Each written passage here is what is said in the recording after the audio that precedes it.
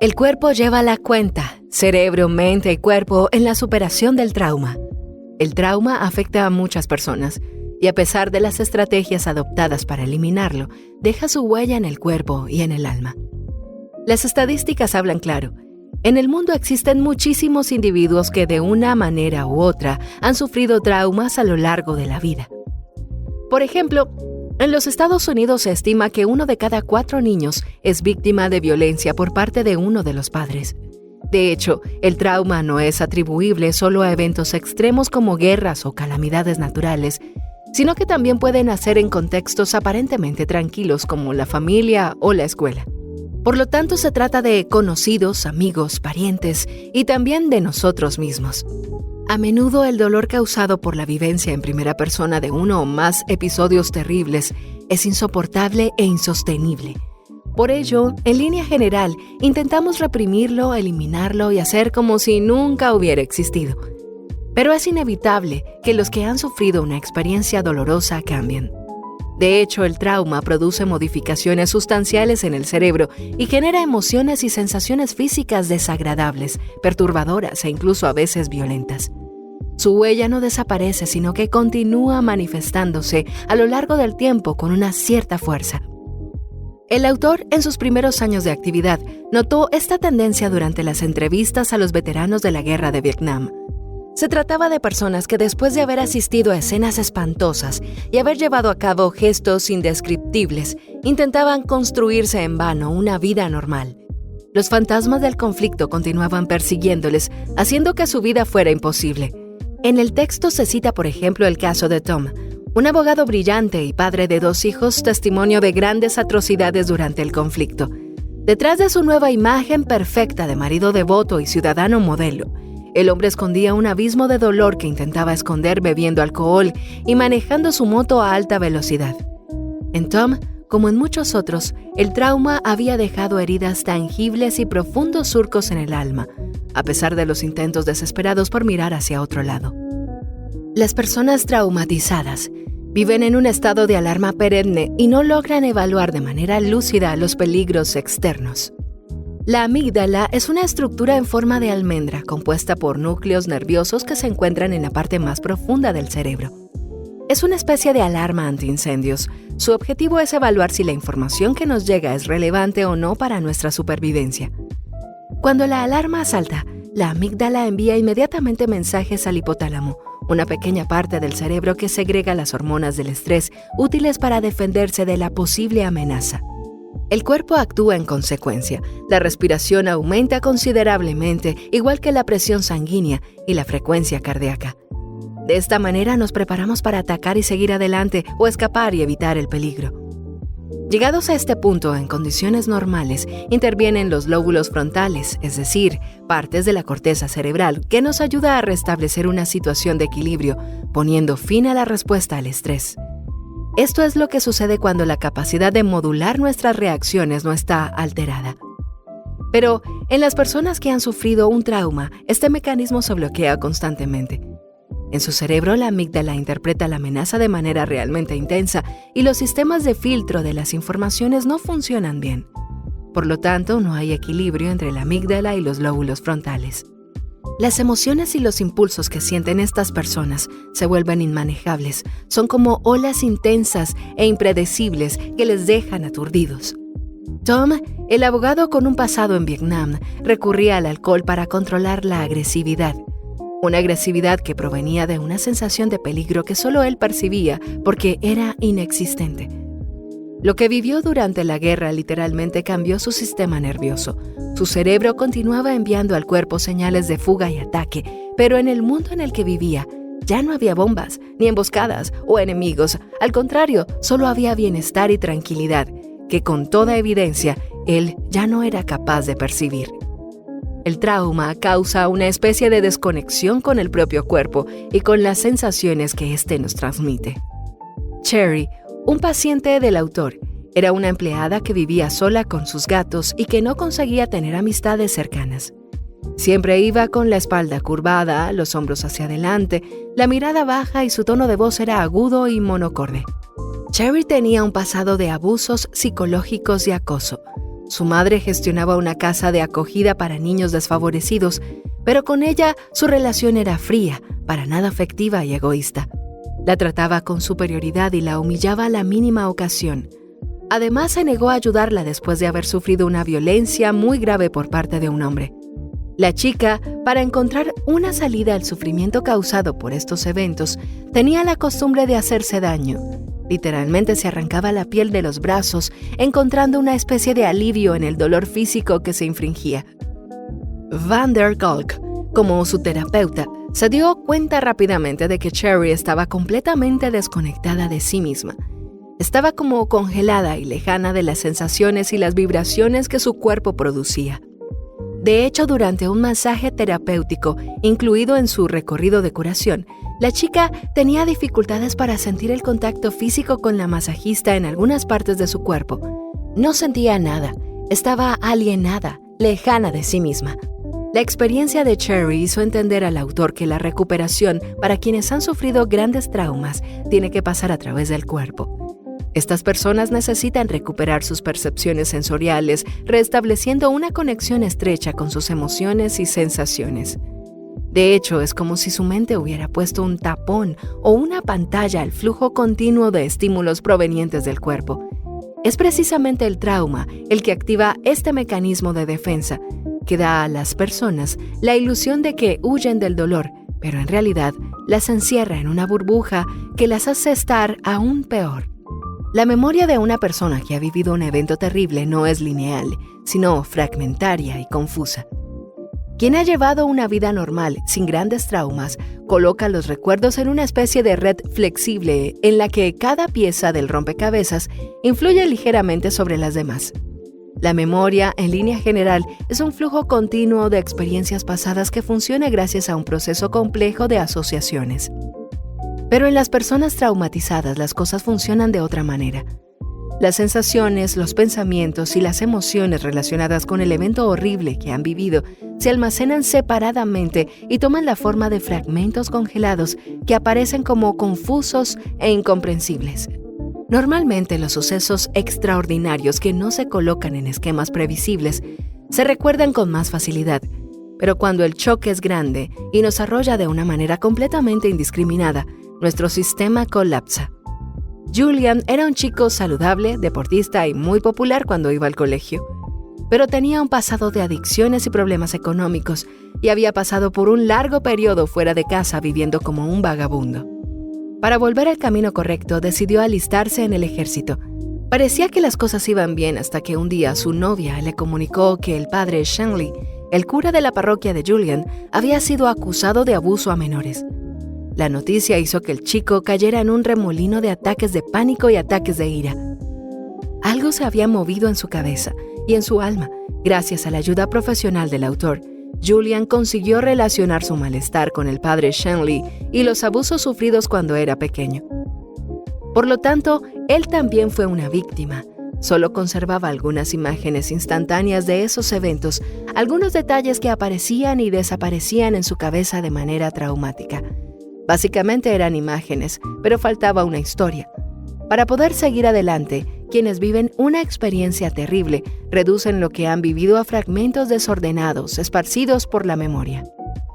Para curarse de un trauma, es necesario retomar el contacto con uno mismo, reconociendo la huella que el dolor ha dejado en el cuerpo y en el alma. Es imposible eliminar un trauma. Intentar hacerlo significa condenarse a revivirlo hasta el infinito. Al contrario, lo que es necesario hacer es identificar las sensaciones, los esquemas y los comportamientos derivados del evento traumático y aceptarlos tal y como son. No hay vuelta atrás.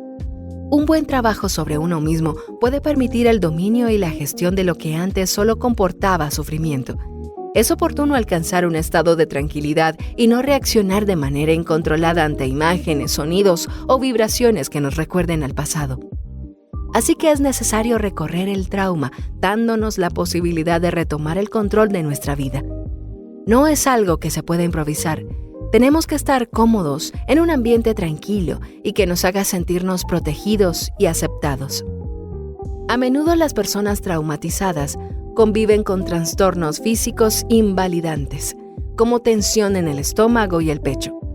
El autor afirma que escapar de estas sensaciones, por más desagradables que sean, es una elección equivocada que no lleva a ninguna mejora. Al contrario, es necesario notarlas sin juzgarla para luego dejarlas ir. Para facilitar este proceso, podemos recurrir a la mindfulness, una práctica de meditación que precisamente tiene como objetivo ponernos en contacto con lo que sucede en nuestro interior. De esta manera podremos aceptar la naturaleza evasiva de las emociones, los pensamientos y los dolores físicos para aprender a dejarlos ir y abandonarlos. Nos abrimos a nuestra experiencia interior, a nuestro ser más auténtico, que a menudo ignoramos dejándolo de lado. No se trata de un paseo, se necesita constancia y una auténtica voluntad para cambiar la propia situación. Cuando nos acercamos a esta especie de ejercitación introspectiva, los beneficios no tardarán en llegar. Para quien ha sufrido una agresión o un accidente, es fundamental encontrar consuelo en los demás, construyendo una red de relaciones sólida y segura. El 7 de septiembre de 1940, la Luftwaffe, la aviación de la Alemania nazi, dio inicio al llamado Blitz, al bombardeo masivo sobre Londres y otras ciudades de la Gran Bretaña. Muchas familias enviaron a sus niños a zonas rurales cercanas, pero muchos otros siguieron viviendo en sus domicilios habituales y pasaron largas noches junto a sus padres durante los ataques. Algunos estudios llevados a cabo durante ese periodo demuestran que, a nivel psicológico, los niños que no se movieron de Londres se las arreglaron mucho mejor que los demás. Pero, ¿por qué motivo? Pues porque no les habían separado de sus familias después de los primeros eventos traumáticos. De hecho, está demostrado que las víctimas de agresiones, accidentes u otros incidentes similares se recuperan en un contexto relacional. La red social que nos rodea es una herramienta de protección muy potente en contra del sufrimiento causado por el trauma. Este tipo de apoyo puede tener varias formas: la familia, los amigos e incluso algunas organizaciones, grupos de autoayuda, comunidades religiosas y especialistas en psicoterapia. Lo importante es que estas personas tengan una actitud acogedora y empática sin juzgar. Con ellos deberíamos sentirnos libres de expresarnos y recorrer honestamente todo lo que ha sucedido y nos ha marcado profundamente. La sensación tiene que ser la de un abrazo colectivo. De hecho, cuando somos pequeños y queremos que nos consuelen, lo primero que buscamos es el contacto con un adulto. Es aquí que encontramos un primer alivio que nos aleja de la tormenta. Por ello es necesario darse cuenta de que la elaboración del trauma no es un recorrido solo individual, sino que también implica el contacto y el intercambio con los demás. Aunque sea difícil y doloroso, tenemos que lograr traducir en palabras las heridas que llevamos dentro. Describir con palabras el dolor y el impacto causados por un evento traumático es casi imposible. Normalmente lo que queda de un trauma son imágenes, a menudo confusas y desconectadas las unas de las otras. Si pensamos en una tragedia colectiva como la del 11 de septiembre de 2001, cuando los Estados Unidos sufrieron un terrible ataque terrorista, enseguida nos vienen en mente escenas traumáticas y compulsivas, los aviones que se estrellan en el World Trade Center, las personas que se lanzan desesperadas desde lo alto de las torres, la gente huyendo cubierta de ceniza. Ante una desgracia de estas proporciones, nos quedamos mudos e indefensos. De hecho, el trauma ofusca la mente, provoca emociones muy intensas y nos hace estar menos lúcidos. Pero en una fase sucesiva, cuando intentamos retomar el hilo de nuestra vida, confiar en las palabras puede ser de gran ayuda. Hace algunos años, los activistas comprometidos en la sensibilización del SIDA utilizaban un eslogan muy eficaz: silencio igual muerte. Con esta simple fórmula querían invitar a las personas a hablar de la enfermedad, a conectarse entre ellas a través del diálogo y al intercambio entre seres humanos. Es decir, a no tener vergüenza. El silencio alimenta el aislamiento y, como consecuencia, amplifica el tormento del individuo. Lograr decir frases como «mi marido me pega», «tengo una enfermedad grave» o «tuve un accidente que me cambió» significa acercarse a la sanación. Decir las cosas tal y como son, explicar con palabras lo que sucedió es extremadamente difícil y doloroso, pero nos permite tener un mayor control sobre nosotros mismos. Si expresamos nuestros sentimientos, podremos gestionarlos mejor, conocerlos más profundamente y llegar incluso a comprender nuestra esfera más íntima, es decir, la manera en que funcionamos. Al contrario, mantener el secreto es estresante y agotador. La cantidad de energía que empleamos para esconder información es enorme y a largo plazo, este esfuerzo constante nos hace estar decaídos, cansados y aburridos. Mientras tanto, las hormonas del estrés toman el control de nuestro cuerpo, provocando dolor de cabeza, tensiones musculares y problemas intestinales e incluso sexuales. Por lo tanto, si queremos dejar atrás nuestras inquietudes, debemos armarnos de valor y empezar a hablar tranquilamente. El trauma también puede afrontarse a través del EMDR, un enfoque psicoterapéutico basado en el movimiento de los ojos. David, un hombre de mediana edad y paciente de Van der Kolk, tenía estallidos violentos de ira y un comportamiento hostil y agresivo con su hijo adolescente. Durante la primera sesión explicó que cuando tenía 23 años, un grupo de chicos lo agredió y lo golpeó salvajemente. Así que el autor decidió someterlo a un procedimiento llamado EMDR, que son las iniciales de Eye Movement Desensitization and Reprocessing. Consiste en una práctica que permite procesar los eventos traumáticos del pasado a través del movimiento de los ojos. Esta terapia nació en los años 80 gracias a la intuición de la psicóloga Francine Shapiro. Durante un paseo inmerso en sus dolorosos recuerdos personales, la mujer se dio cuenta de que conseguía sentir un poco de alivio gracias a movimientos oculares muy rápidos. De hecho, Shapiro podía modificar los sentimientos relacionados con sus pensamientos utilizando sus ojos de manera voluntaria. A partir de ese momento empezó a estudiar un tratamiento capaz de aprovechar esta sensibilidad y con el tiempo, basándose en su idea, logró construir un verdadero procedimiento estandarizado. Inicialmente, Van der Kolk pidió a su paciente, David, que reconstruyera la agresión que había sufrido. Debía intentar detenerse en los detalles, recordando los sonidos que había oído en ese momento y los pensamientos que le habían surgido. Luego le pidió que siguiera con la mirada a su dedo índice, el del terapeuta, que se movía hacia adelante y hacia atrás, lentamente a pocos centímetros de su ojo derecho. Durante esta fase, el hombre se sintió arrollado por una serie de sensaciones muy intensas, entre ellas rabia, angustia y dolor físico. En los momentos que lo creía oportuno, Van der Kolk pronunciaba algunas frases de motivación o suspendía la sesión para que el paciente pudiera respirar profundamente. Luego volvía a empezar y pedía a David que prestara atención a lo que sucedía en su mente. Surgieron otros recuerdos vividos, otras experiencias violentas. Las sesiones continuaron y el hombre, a través de los acontecimientos revelados gracias a este tratamiento, pudo entender las razones de su comportamiento y el origen de su malestar. Entonces, con una visión más clara de su pasado, intentó reparar los errores cometidos y construirse un futuro más sereno y equilibrado. La práctica del yoga es útil para deshacer las tensiones físicas relacionadas con la experiencia del trauma. Quien ha sufrido una violencia vive en la ira, el miedo y la confusión. Estos estados de ánimo generan una tensión física constante que involucra varias partes del cuerpo. Son muchas las personas que sufren cotidianamente espasmos, dolor de espalda, migrañas y otro tipo de dolor crónico. Normalmente, ante este malestar visitamos a especialistas, nos hacemos exámenes de control y tomamos fármacos para sentir alivio durante un periodo de tiempo. Pero el problema de fondo no se resuelve y no nos damos cuenta de que los síntomas descritos no son más que el intento del cuerpo para afrontar el trauma sufrido. Para ir más allá y trabajar de manera directa en estas tensiones, puede ser útil practicar yoga. Se trata de una disciplina física y espiritual que comprende una parte de respiración llamada pranayama y una de estiramientos y posiciones llamada asana. Combinar estas dos prácticas puede tener efectos muy positivos ya sea a nivel físico que psicológico. El pranayama trabaja en el control de la inspiración y la expiración y así tranquiliza el sistema nervioso y aporta una sensación agradable a todo el cuerpo porque gracias a esta técnica recibe más oxígeno. En cambio, a través del asana, podemos observar las reacciones de los músculos, los tendones y las articulaciones. De hecho, las posiciones previstas nos permiten conocer más de cerca las rigideces y los bloqueos que sufrimos y que con el tiempo podemos llegar a deshacer.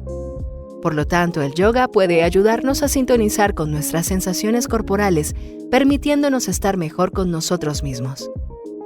Si queremos superar un dolor profundo, no podemos prescindir de las sensaciones que nuestro cuerpo nos envía. La mayoría de las terapias tradicionales no dan suficiente importancia a los cambios que suceden continuamente en nuestra esfera interior, como si estos fueran aspectos secundarios, irrelevantes e inútiles para la sanación. Pero este es un punto de vista equivocado que conlleva a minimizar y subestimar lo que realmente sucede en nuestro interior y que nos hace ser quienes somos. De hecho, el cuerpo es la experiencia perfecta de nuestro estado emocional. Los sentimientos que nos animan inevitablemente se reflejan en nuestras vísceras y en todos nuestros músculos, incluso en los del rostro. Consecuentemente, para sentirnos mejor, es necesario observar nuestro interior y conectar nuestra mente con nuestro cuerpo. Es necesario reconocer las señales que este último nos da, intentando familiarizarnos con ellas a través de las herramientas ilustradas en el texto. No es un proceso fácil. Gracias al yoga, por ejemplo, podremos sentir que afrontamos sensaciones angustiantes que, a primer impacto, pueden asustarnos y aterrarnos. Los fantasmas del pasado que se encuentran en cada fibra de nuestro cuerpo pueden volver y obligarnos a la confrontación de la que siempre hemos huido. Pero siguiendo nuestro ritmo, respetando nuestros tiempos y esforzándonos en la autoexploración, podremos superar estos obstáculos que parecen infranqueables y adquirir una nueva fuerza y conciencia.